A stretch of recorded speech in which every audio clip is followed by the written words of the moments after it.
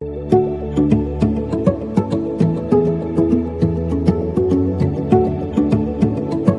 Friends, welcome back to your channel Bankers Map. Friends, आज की जो वीडियो है उसमें हम टीडीएस के बारे में बात करेंगे।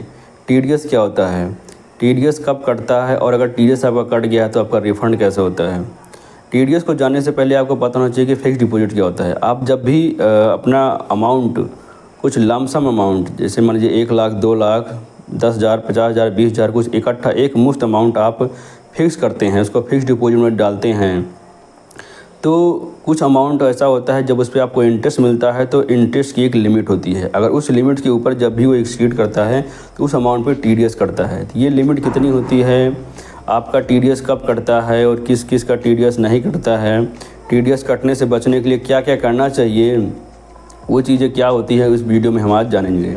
फ्रेंड्स, जब भी आप किसी भी बैंक में एफडी कराते हैं, फिक्स डिपॉजिट कराते हैं, तो जनरल जो हैं पब्लिक, जैसे मान लीजिए जो जिनकी एज 60 के नीचे है, उनके लिए अगर आपका ईयरली इंटरेस्ट 40,000 के नीचे रहता तो आपका कोई भी टीडीएस नहीं कटता है। अगर आपका ईयरली इंटरेस्ट 40,000 के ऊपर क्रॉस करता है तो उस पर आपका टीडीएस कटता है।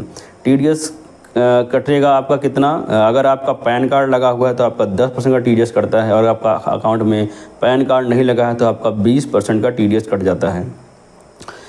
तो और सीनियर सिटीजन के केस में होता है कि अगर इंटरेस्ट 50,000 के ऊपर एक्सीड करता है तब उनका टीडीएस कटता है। केस वही है, पैन कार्ड लगा है तो 10% टीडीएस, पैन कार्ड नहीं लगा है तो 20% टीडीएस कटता है। अब अगर टीडीएस मान लीजिए कट गया तब क्या करना है, और अगर टीडीएस ना कटे इसके लिए क्या करना है, ये दो चीज़ें हैं। पहली बात, अगर आपका टीडीएस कट गया है तो आपको सीधा आप जब भी आप आईटीआर फाइल करेंगे तो आपका जो फॉर्म 26AS निकलेगा पैन कार्ड से, अभी अपना पैन नंबर डालेंगे तो एक फॉर्म 26AS आपका शो होता है।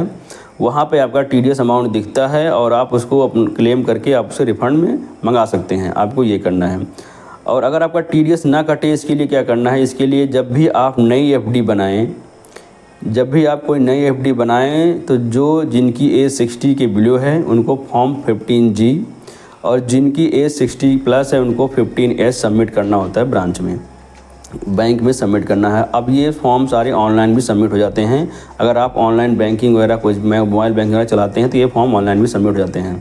तो आपको ये फॉर्म देना है। और इसमें लोग गलती क्या करते हैं, ये लोग अप्रैल में 1 अप्रैल को जाके अपना 15G दे आते हैं, ठीक है, लेकिन जब भी वो बीच में कोई नई एफडी बनाते हैं, एफडी ब्रेक करके नई एफडी बनाते हैं, तब वो 15G और A सबमिट नहीं करते हैं, जिससे उनका टीडीएस फिर से कटना शुरू हो जाता है। इसमें दो केस है। आपको हर साल जैसे ही नया फाइनेंशियल ईयर शुरू हो, 1 अप्रैल के बाद 1 अप्रैल से आपको फॉर्म 15G सबमिट करना है। और जब भी आप कोई नई एफडी बनाएं या पुरानी एफडी तोड़ के नई एफडी बनाएं, जब भी कोई नई एफडी बीच में बने उस टाइम भी आपको 15G सबमिट करना, नहीं तो आपकी वो एफडी छूट जाएगी और उस पर टीडीएस कटने लग जाएगा। तो ये टीडीएस ना कटे इसके लिए आपको ये करना है। अगर आपका टीडीएस कट गया तो उसको आप आईटीआर के थ्रू रिटर्न करा सकते हैं। तो ये है आपका। और आपको 15G में कितने का रिबेट मिलेगा, ये भी एक पॉइंट है।